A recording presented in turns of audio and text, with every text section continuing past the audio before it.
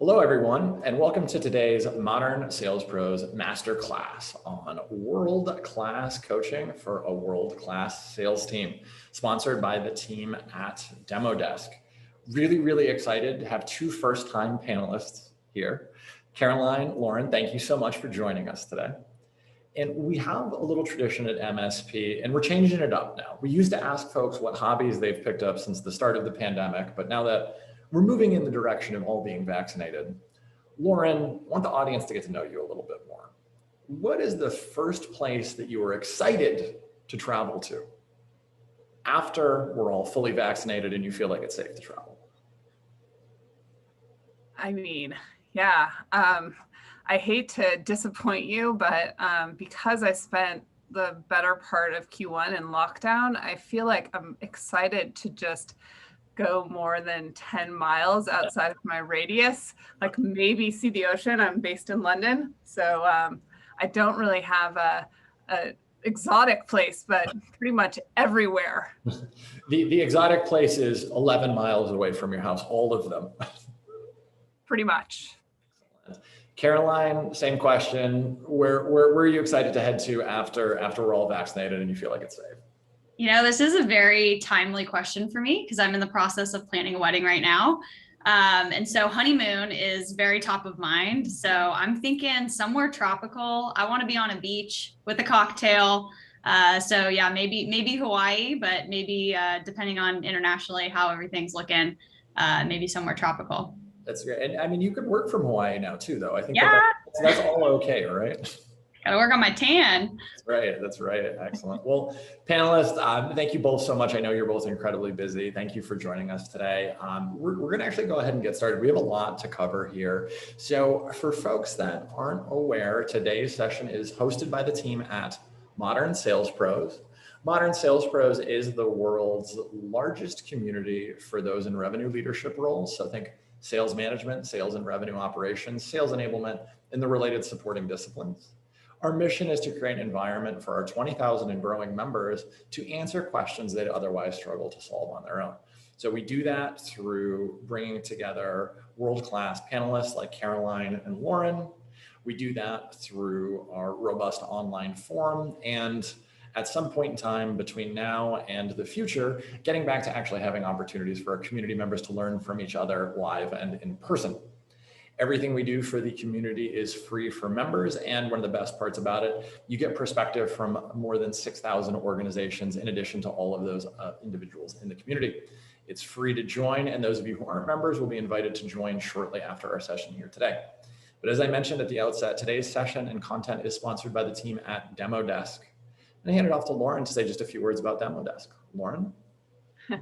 Yeah, thanks. And yeah, Demodesk, I joined actually 4 months ago, and Demodesk is an online meeting platform that's built for salespeople. And one of the main reasons I joined is I've spent the last 9 years at a fast-growing company called Glassdoor, and over the years we were constantly trying to update collateral, iterate playbooks, change the process, understand what was going on in customer-facing meetings, both in the US, and then all of a sudden we started to go global, the reason for which I'm here. And it was really difficult. And when I met the founders of Demodesk, I was immediately just in love with the product, as well as the people there. So Demodesk is the platform for me that was always missing in my life as a sales leader. Awesome, and we're excited to have both Lauren and Caroline here, and certainly check out Demodesk. They're doing some very exciting things. But today, let's meet our panelists here and provide a little bit of context on why this is important. So we're rounding out the end of the month. For a lot of folks, we're rounding out the end of the first quarter of the year, and coaching is kind of an always great topic to talk about. Maybe your team did really well and you want to make them better. Maybe your team missed the mark a little bit.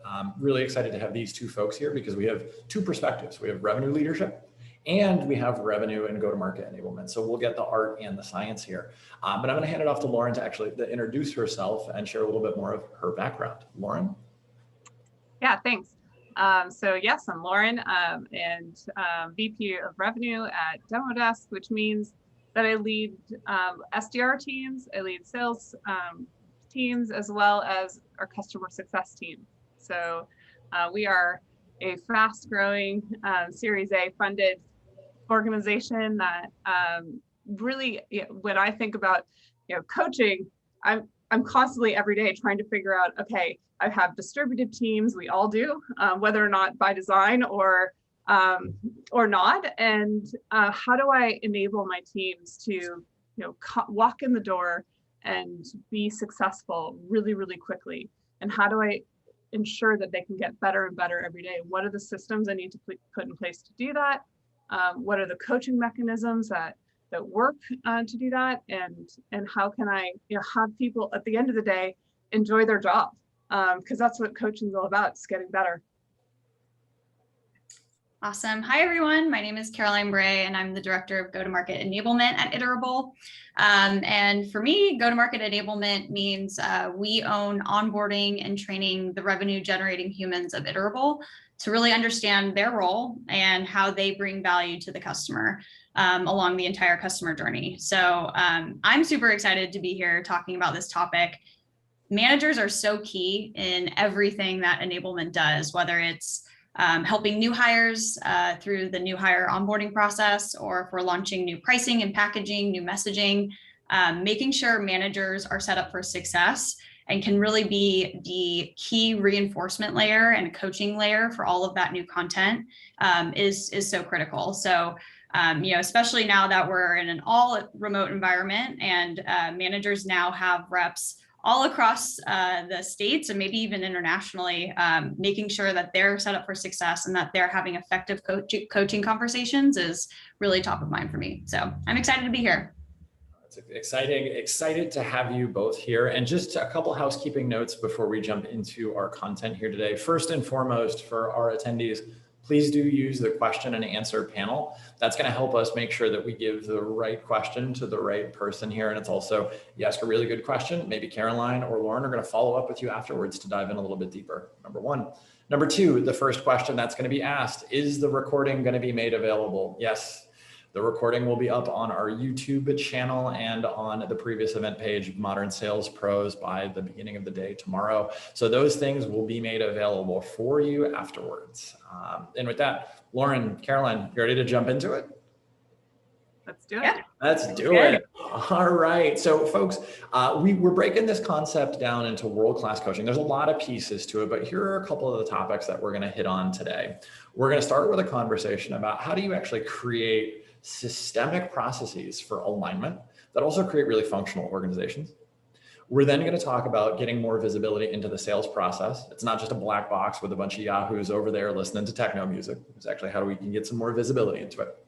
We're going to talk about the role that data plays to make sure that we're coaching our team to the best of their abilities. And then we're going to leave folks with some tactics for coaching both reps and coaching them through calls, especially now that the flyby one-on-one isn't something we can do. I can't just sit down next to Caroline and hear what she's talking about, or go pop into a call that Lauren is having in a conference room. So with that, I mean, let's start by starting here. So Lauren, when we think about creating systemic processes for kind of alignment and interoperation, like how do you think about this? How should organizations really get started?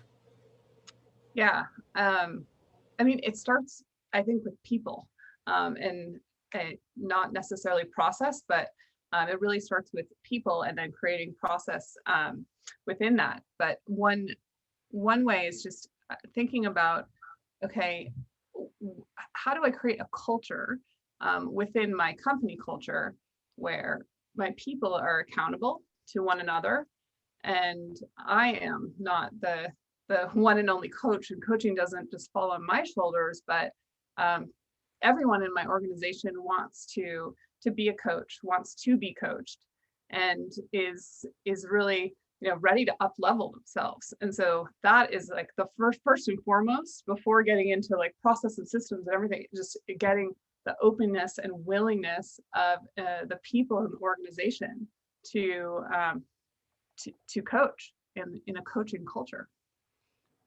And I think with that though, I mean, you gotta hire right for that though, right? You have to get the right people in place.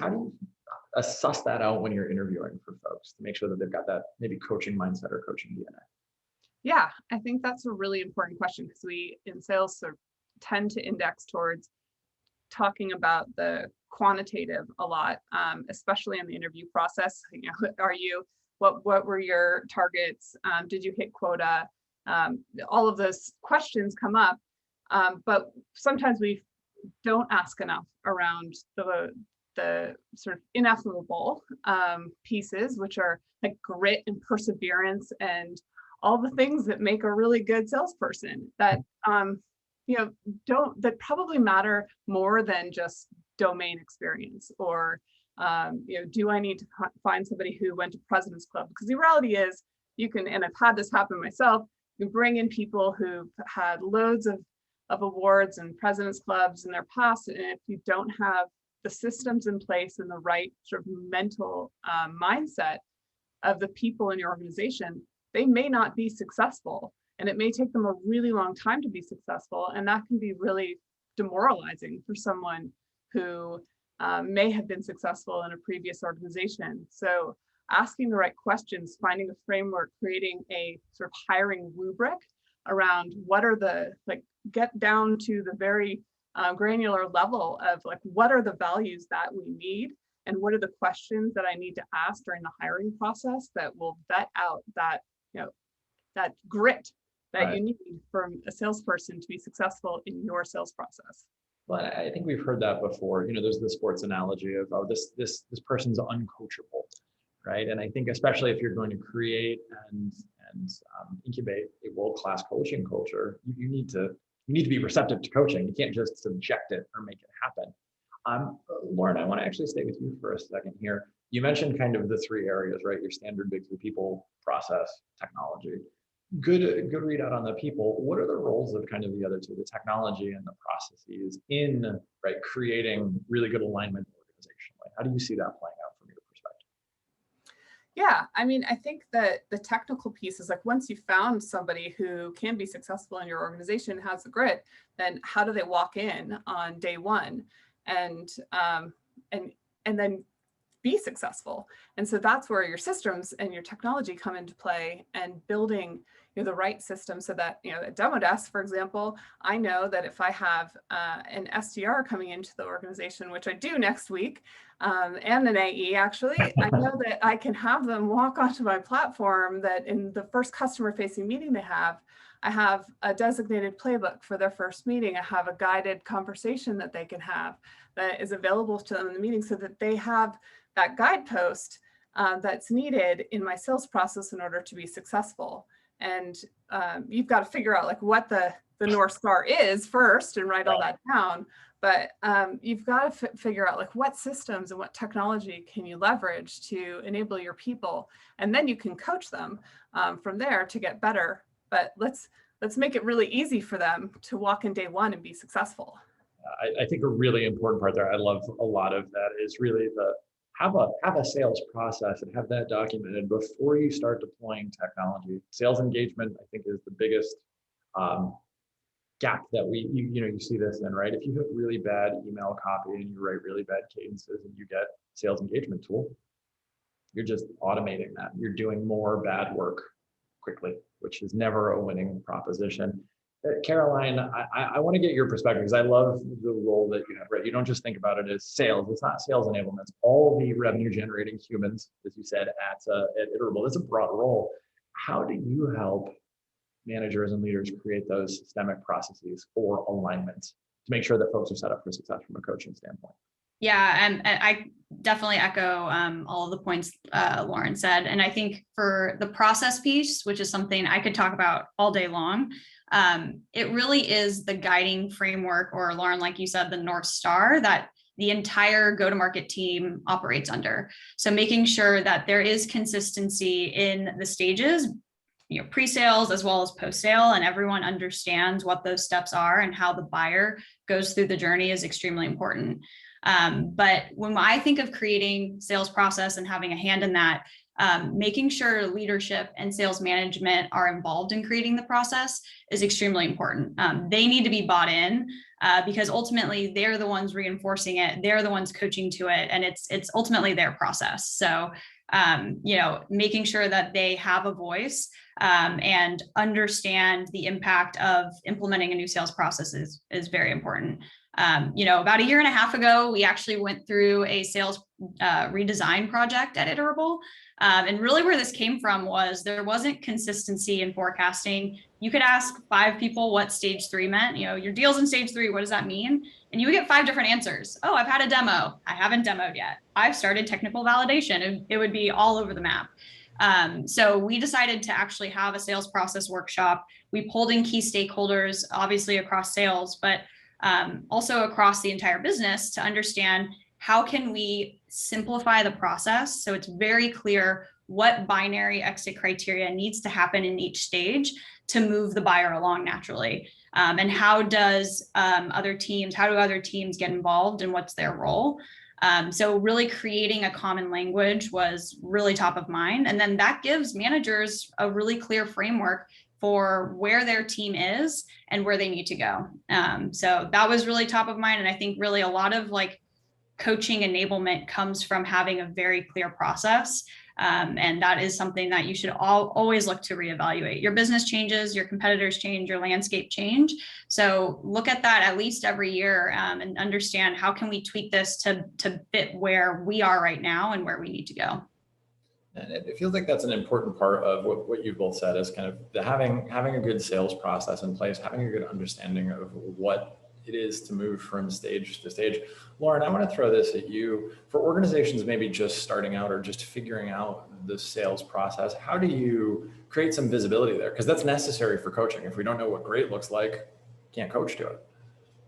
Yeah. The first part is you've got to start somewhere, right? You have to figure out what is a standard sales process and know as you're building it that it may not be the process that you'll have in a quarter ahead because you'll learn from that process, or a year ahead for sure. You're going to iterate on that process, but start somewhere and then coach to that process. I think Caroline just made that point of, you've got to actually have a process in place in order to figure out where the gaps are. And one of the big things is figuring out what is happening during a meeting. If I am having a customer facing meeting and someone on my team is having customer facing meeting, are they following the process? And so having a system either by shadowing the meeting, which is what we do in our organization a lot, is we actually shadow meetings in our platform, but we also have the ability to kind of know what collateral is being shared, what content's being shared. Is it effective? Is the sales narrative that we've put in place, is that working?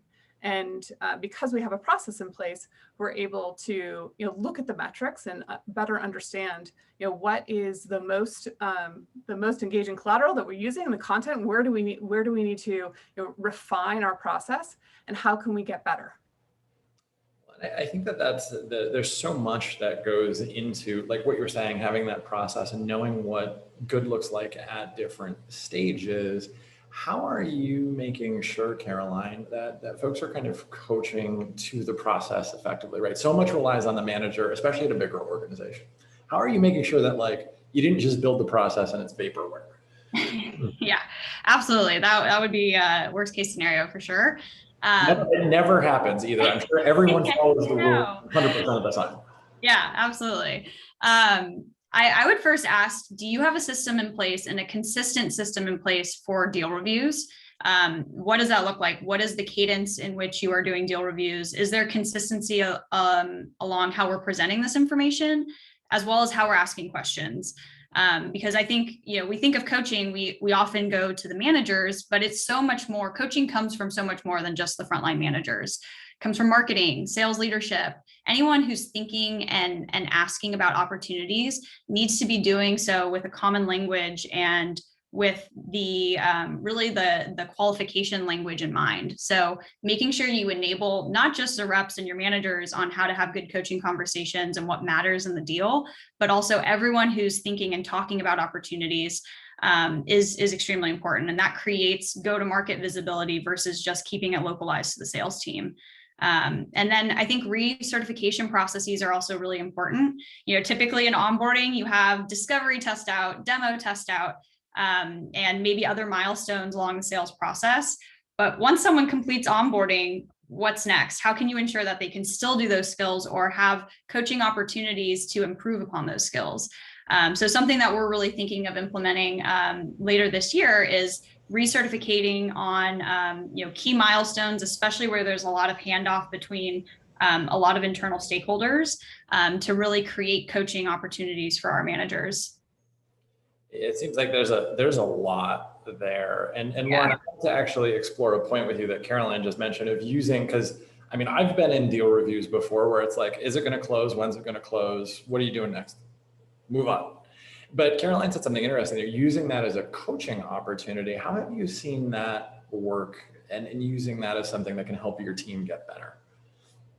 Yeah, I mean, I think there's a lot of pressure, right, in sales in any organization. So you go into pipeline meetings, and your natural tendency as a sales leader is to use that pipeline meeting to figure out, okay, what's happening in my business, particularly if you don't have visibility to our earlier point into the sales process, you don't know what's happening in the meetings, then you're using that pipeline review meeting to figure out, like, is this deal going to come in? Is this revenue I can report on, further up the chain? When in fact, this can really be a coaching opportunity if you have systems in place to know, A, what's going on in the meeting, B, have the ability to understand where the gaps are, with respect to data that the rep understands. And we talked about even coachability and not being coachable, and reps who generally are not or deemed not coachable sometimes just have the armor up because we're not giving them and enabling them and giving them transparency into data that's readily available that we can to help them, and they would be much more confident had they seen the data and then be able to self-assess and make changes.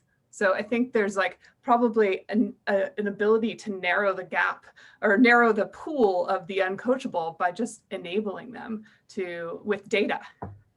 And I think the other part too that's interesting about that point is when you have a deal review, it's sometimes a one-on-one, but if you do a team deal review, that's a one-to-many coaching opportunity. If I give Caroline feedback on how to overcome a particular objection, the whole team now has that. And I can actually call that out like, hey team, if you encounter this stakeholder with this objection, it's now given, that's a great way to scale kind of those one-off lessons as well.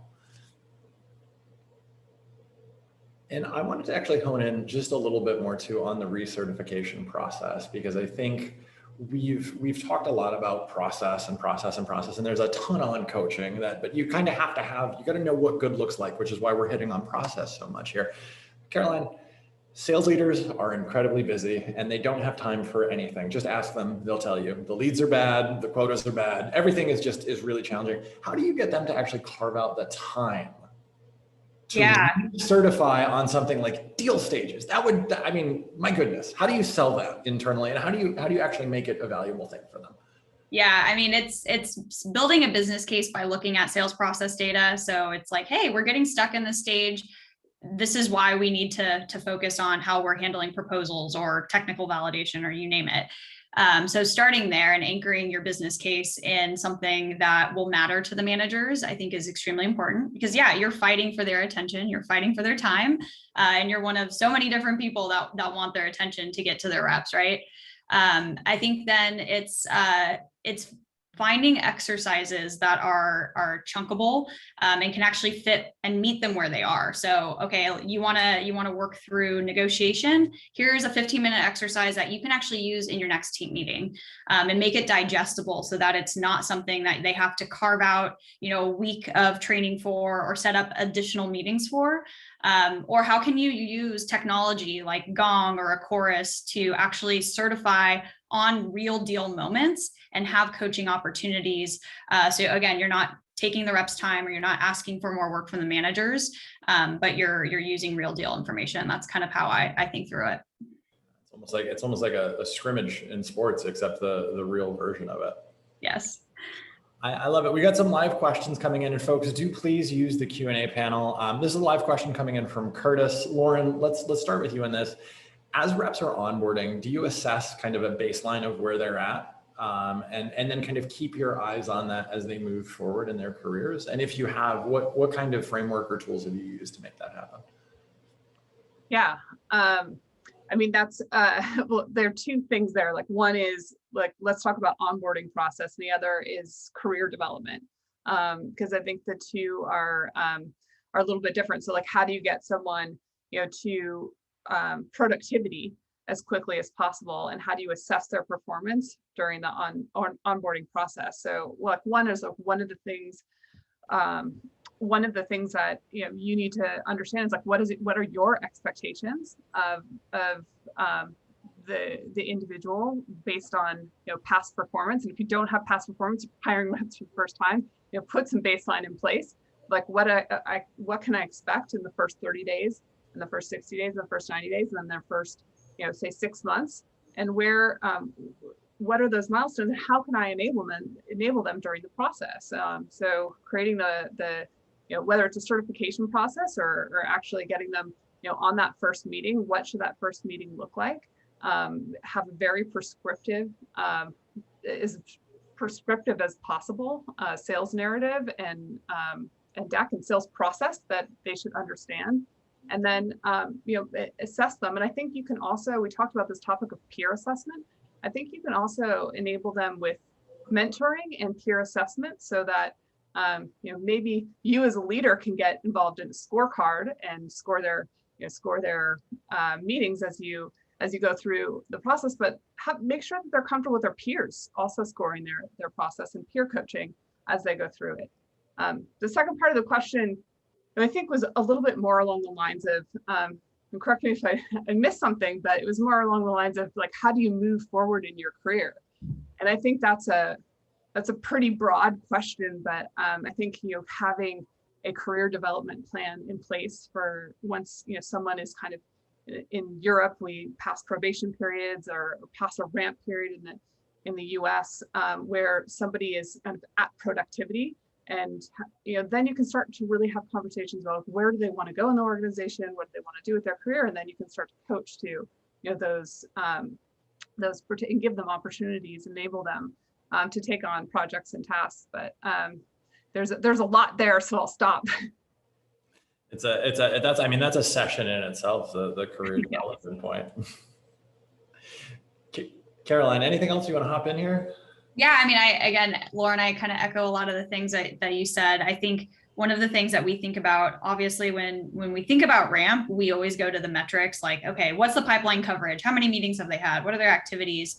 But when we built our onboarding program, we were really critical about what are the do verbs that coming out of 30 days, 60 days, 90 days, that these new members can be able to do. And like building certifications from that was extremely important. So they need to be able to deliver a technical presentation. Okay, we should have a milestone or a check-in around that, because that's a critical moment, and an opportunity to give feedback besides, just having them leave 90 days and then good luck. And also, I loved your idea, Lauren, of giving them opportunity to get peer feedback as well. I think before we have a big milestone certification, they actually are asked to do at least 3 peer trials, I guess you could say, before the actual demo or just go test out. So they have the opportunity, one, to have a few more at-bats, but also get that feedback from their peers, and get more than just their manager or enablement's feedback as well. So I love all the things that you're saying. We're definitely doing those at Iterable as well. And I want to actually double click into that peer feedback notion. How do you make sure that it's like high quality, right? Because you could end up in a situation where bad habits perpetuate very, very quickly in a world where we're providing peer feedback. We're like, Lauren, what have you done to make sure that stays like, it's a valuable coaching exercise for all parties involved? Yeah, I mean, I think it goes back to, part of it is going back to being really prescriptive about like what you're supposed to do and what the sales process is. So everybody is singing from the same hymn sheet. And Caroline, I think, also said this a couple of times of having a common language and everybody has fluency in the positioning and what happens at respective deal stages. So you've got people within your organization that can coach pretty early on in their tenure with you in terms of what needs to happen during this meeting, and not necessarily like, okay, this is good and this is bad, but like, oh, here, let me help you figure out this sales process, because I know exactly what to do because it's written down and it's documented, and there's no question about, for example, when I should close loss a deal at any given stage. I know exactly what the exit criteria are, and I know exactly what I need to write down, and that's where the onus is not on the leader who has no time. The onus, all of a sudden is spread out and distributed throughout the organization, where you have this coaching and buddy system, and everybody is really in it to win, and it does sort of breed that overall culture of coaching and feedback. Yeah, it comes back to a lot of what we said at the beginning, the hiring. You got to hire the people that are going to be receptive to that. And if you hire the wrong sort of mercenary types, it's not gonna go well. One of the things that it came up a lot in registration, and it's something we've all talked about, is data, making sure that we have reps doing the right data tasks, the right handoff processes, and all of that. And that's like, aside from CRM hygiene, just general data challenges with reps, it always comes up all the time in modern sales pros. Lauren, what are you doing to kind of make sure that your reps are consistently capturing the right information and it's going in the right places, whether it's the CRM, a handoff document, wherever it needs to be? And how are you coaching them to get that done? Not just how are we telling them to do it, how are we actually getting them to do it? Yes. The million-dollar question. I'm laughing a little bit just because it's funny. It's the frustration that happens across the sales leadership organization when data is not collected, or your best sales rep is, oh, I've actually heard this like verbatim, like, oh my God, great sales rep, but can't promote because doesn't ever put in the data that we need. Doesn't even know what Salesforce.com is. Like, what's that? Yeah, just doesn't care, but the reality is that the most important thing for that person is actually for them to hit the number. You did not hire somebody into the organization. It goes back to hiring again. The people that you hire, yeah, I mean, they're great people who take copious notes and put them into Salesforce and might spend, half an hour after each meeting writing all of that down. But oh my gosh, and that's like half an hour of time that they're not on a customer-facing meeting. And the reality is you hire people to be on customer-facing meetings. And so you need to enable them to do that. And that's where you've got to put systems in place to make it really easy to collect data, because you need the data, they need the data, their cross-functional teams need the data, their cross-functional teams need to work smoothly with them and respect them. So how do you make it easy to collect the data? And then you need to figure out like what data you need to collect. So I've got a whole series of questions that I know we need to collect in our first meeting. And I've built into our playbooks, like exactly like an easy way for us to collect that during the meeting. And there are, I think, many tools out there, but our tool specifically, it just allows you to end the meeting and sync all of that data back into Salesforce, done and dusted, onto the next meeting, and not have to spend all this time updating Salesforce and do kind of below the line activity that, frankly, I wasn't hired to do. So yeah, I don't like it. So I totally understand the plight of a sales rep who's frustrated with taking notes and doing admin. I think the other part too is we oftentimes forget in conversations of this, like, Salesforce in your CRM isn't a sales tool. It's not going to help any of your sellers make more money. It helps us build the business, which is important, right? They want to stay employed, but like, that's a disconnect. And Lauren, that's a very strong point that you've made there. Like, really do understand that this is a pain in the butt for the reps and it's not what you're paying them for. So make it as easy as possible. Now, Caroline, you mentioned at the beginning, right? All the revenue generating humans, we're ribbing on sales a little bit here, but like, I imagine the solutions team, the customer success team is maybe equally guilty. So what have you seen to help make sure folks are putting the right stuff in the right places, whether it's a CRM, onboarding, whatever it might be? Yeah. Again, I think it always goes back to the managers and coaching. So when we launch changes to the sales process or we launch changes to the customer journey, launching that with a manager guide of, okay, in this stage, this is what matters. Here are what the different roles are doing and the exit criteria. These are typically the risks that happen in that stage and good coaching questions to ask. So coming out of the gate, if they're a newer manager or they don't really know where to start poking holes, that gives them a lot of guidance to start having those good conversations. I also think it always goes back to having consistency in the type of questions that we ask. So in sales and with our solutions team, our SDR team, a lot of folks are involved in the sales process. And having a consistent deal qualification language is extremely important. So we use MedPIC at Iterable. We launched that about 6 months ago, or MEDIC. It has like so many different versions of that acronym. And making sure that everyone understands, okay, what letters do I own at what stages? And then making sure that information is not to say everything should be in Salesforce, but it should be in Salesforce, but making it easy and like guided selling motion. So, okay, you moved it into stage 3. You should have the pain and you should have the metrics, fill that out. And then as you move the deal along, the different letters kind of pop up as far as, okay, this is the information you should ask and you should get and you should know at this point. And I think for managers, for the coaching opportunity, that really helps uncover gaps in the sales process or the customer journey process.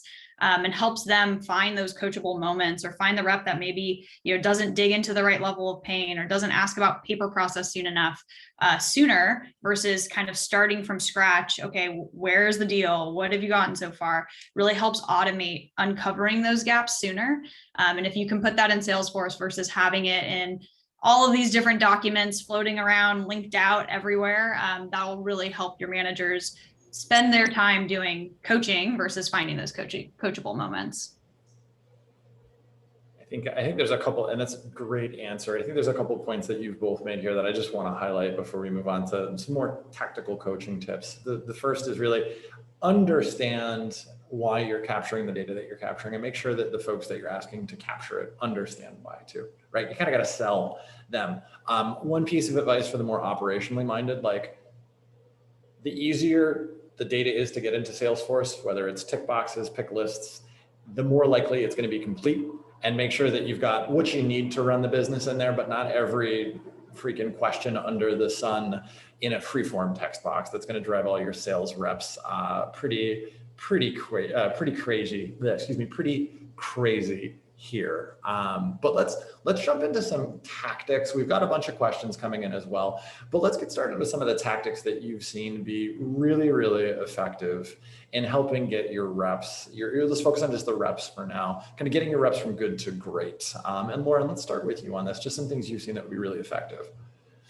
Yeah, I mean, I think we talked about this a lot, so I don't want to beat the dead horse, but just using a system to create a coaching culture in your organization, because I think sales managers in particular, like the frontline managers, tend to feel like they are the only coach sometimes in an organization and feel like the weight of coaching, and often have really if you're in an inside sales team, for example, you might have 10 reps and you don't have 10 versions of yourself. Unfortunately, I wish I had even 2.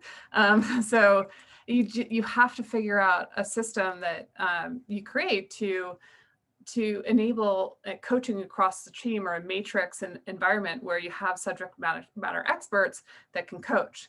I think there's also just like small things that you have to coach to one thing, can't just like lay it all on.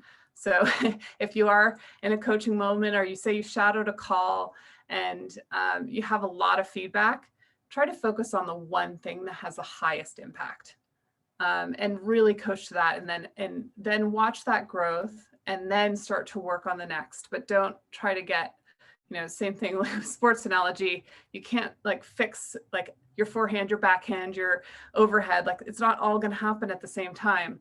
You can tell I'm a tennis player, but that's another thing. And yeah, I mean, we talked about like clear competencies and just ensuring that everybody knows kind of what they're supposed to be doing, and not only just the sales process, but competencies, like what are the underlying competencies that I need to be doing to be successful in my role.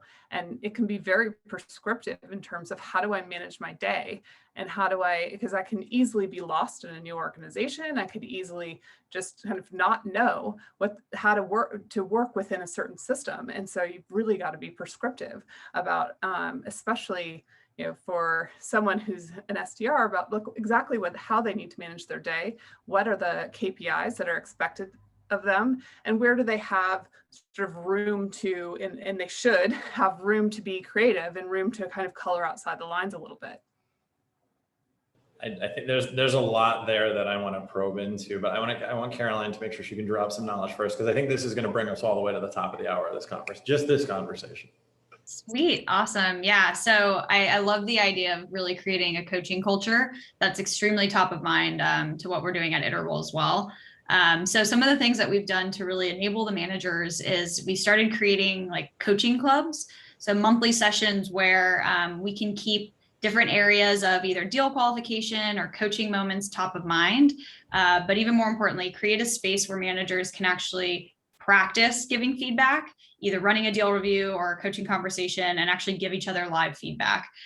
So that's something we recently started, in addition to encouraging ride-alongs, where managers will actually join each other's deal review and give each other feedback and really learn, okay, like, oh, interesting that they're leading with these questions, that's getting this type of feedback or this type of answer from the rep. I'm going to start doing that as well.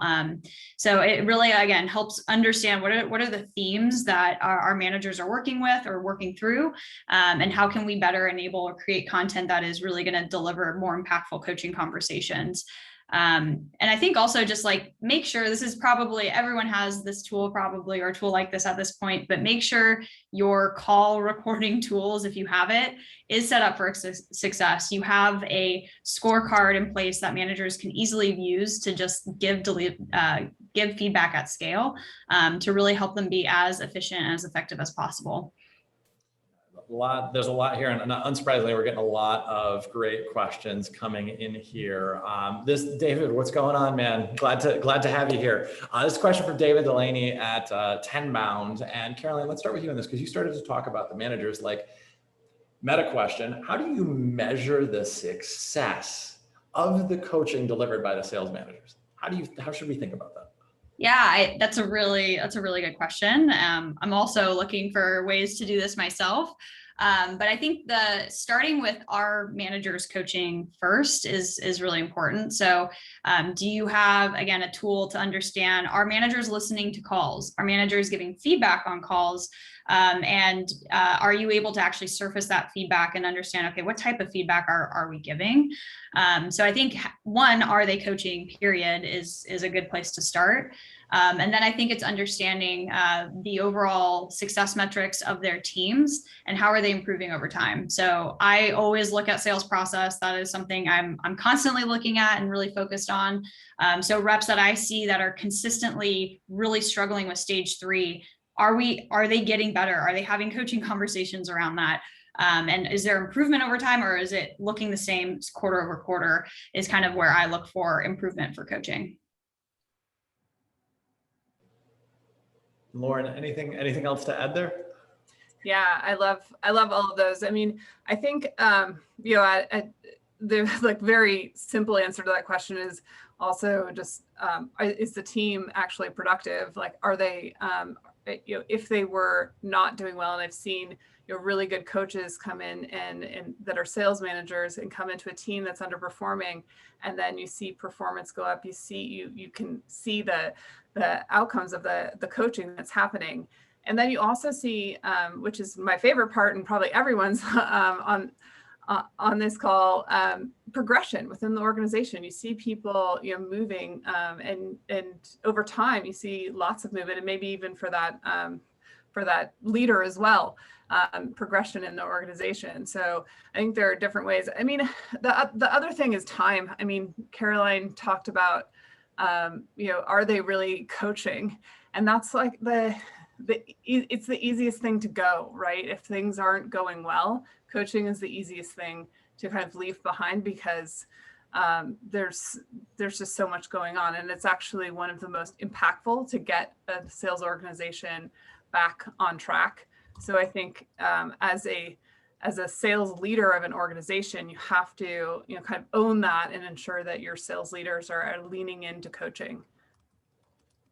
And I think that's a really interesting point. And let's go a little bit deeper there, because I think there's a common career story that we've all heard, right? I was the top AE, and then I got promoted to be the sales manager. And I think my job is to be a super AE. And of course, coaching falls out the wayside because I know how to coach, or I know how to make these deals close really, really well.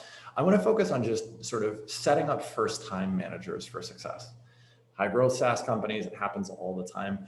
Lauren, what have you seen organizations do to set up first-time managers for success from a coaching standpoint? Is it internal? Is it external? Is there books? Like, what have you seen folks do that's set up those first-time sales managers for success? Yeah, I mean, I think there's sort of like naturals that have like walked in and figured out how to do it, but most people, who are thrown into sales leadership quickly realize that it's a totally different role.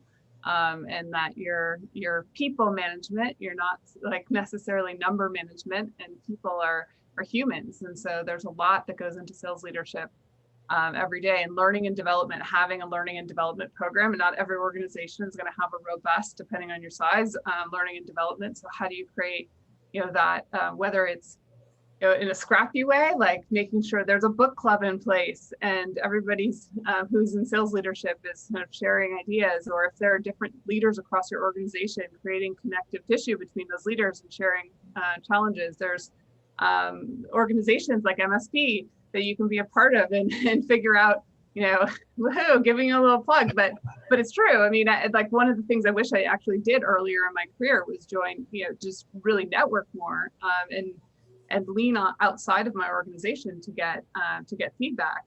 So, I think that those are some of the things that one can do and put in place to become a better leader and help your people faster. I think a lot of that context is really, really important too, of like what the job of a sales manager is versus what a super AE is. And Caroline, I know Iterable has scaled quite large in the past couple of years. What have you seen when you're setting, first-time managers or new managers up for success that works really, really well? Yeah, I mean, our learning and development programs, we have coaching circles where we learn about how to deliver tough feedback, change management, coaching conversations more generally. Those are really critical skills that you don't get just from being a rock star AE, and we expect our new managers to just pick it up on the fly. So that is something I'm really thankful for, and I've seen it have a great impact on our go-to-market leaders and first-time managers. And then I think through ultimately change management is really tough to navigate, especially if you're a newer manager. So as much as possible from an enablement perspective, if I can give the managers a heads up or a preview or pre-launch of the content or the change we're about to launch, it gives them time to ask questions and to potentially advocate for their team or push back and get that out of the way. So when we actually launch it with their team and their reps, they can be bought in and again, reinforce it versus being confused and ask questions. I think that is so important to get credibility and accountability with the team, is make sure that they have eyes on it first, can ask those tough questions, and then can be kind of with leadership or with enablement launching this thing, really reinforcing the importance of it. The other thing, just to jump in really quick, that I thought about too was as Caroline was saying that with learning and development, I mean, that there are often people that are like the top sales leader, right? That but they may be the top sales leader, but their ambition is to be in leadership. And if that's their ambition, giving them opportunity throughout their career, and that's where this career development plan comes into place, to start to be a leader without having the leader title. And strong believer that there can be leaders in your organization that never become people managers, but giving them opportunities to actually coach before putting on the shoes, perhaps in the process may realize that maybe it's not the right track for them in the end, and maybe it was something different than they originally thought, or maybe it really is and they truly enjoy it, but they'll be that much more ahead and ready for the job, if you actually really understand that their ambition is to do that and find some ways to enable that for them. I think it's a good opportunity too, as a leader in the organization, to scale yourself. If you've got a bunch of difficult, gnarly projects you haven't had time to work on, and there's an ambitious person on the team, carve out a little piece of that. You may be surprised at what they can come up with. Bunch of questions coming in here. I want to get to a few of these before we wrap, and we're almost at, geez, that flew by. Question, Lauren, I want to pose this to you, and this is a question from Cheryl Buschik, and it's how do you kind of characterize and enable really effective sales conversations? Not just that the discovery call happens here, but like, how do you make sure folks are having excellent discovery calls? Not just like it's happening, but it's actually happening. It's really, really great. Yeah. I mean, I lean back to the more technical side there a little bit.